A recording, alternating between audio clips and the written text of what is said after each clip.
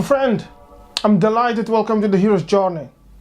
To understand the hero's journey, what it is and how you can use it to transform your life and the life of your relatives, we must return to ancient Greece. We find a man called Orpheus. Orpheus was a talented musician. He was in love with a lady called Eurydice. One day she fell ill.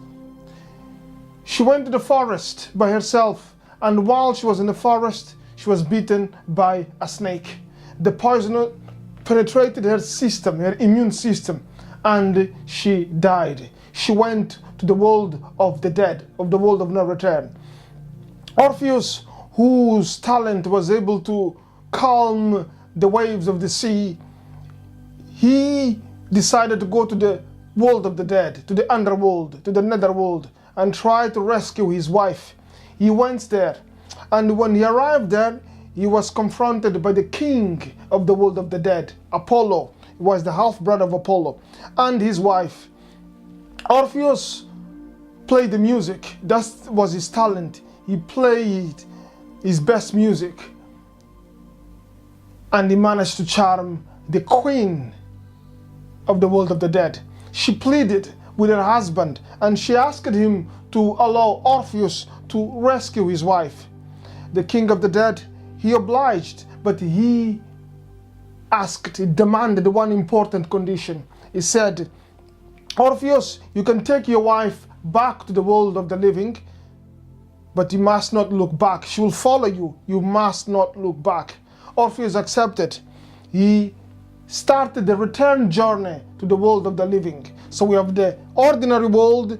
Orpheus went to the invisible world, to the special world, and he charmed the king of the dead. He returned to the world of the living, and his wife followed him.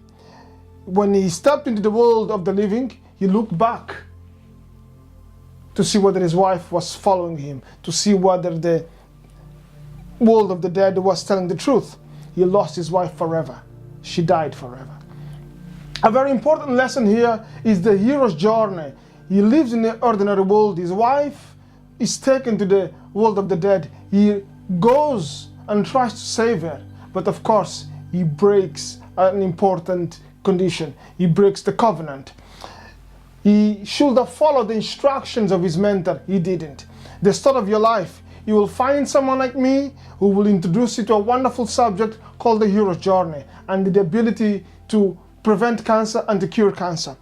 Because of the conditioning of 20 years or 50 years or 100 years, you will say, no, that's not possible. You are talking garbage. You reject the invitation to become a hero. And you might succeed, you might fail. You will succeed if you accept the principles provided in the book, The Hero's Journey. So pay attention to this, because it's very important. We have an individual with the potential to save his life. To save his life by saving somebody else. He failed because he didn't believe. He was not 100% sure. So you'll be given instructions. You'll be asked to do certain things. You'll succeed if you follow the prescription, the natural prescription. There is also the toxic prescription, which leads us to an important subject, which is called the victim's philosophy. There are two worlds. There is the special world, and there is the natural world. The special world gives us the hero's philosophy. The ordinary world, which is where everybody lives, gives us the victim's philosophy. Do you want to become a victim, or do you want to become a hero? These are important questions. If you want to become a hero, I advise you to follow the hero's journey.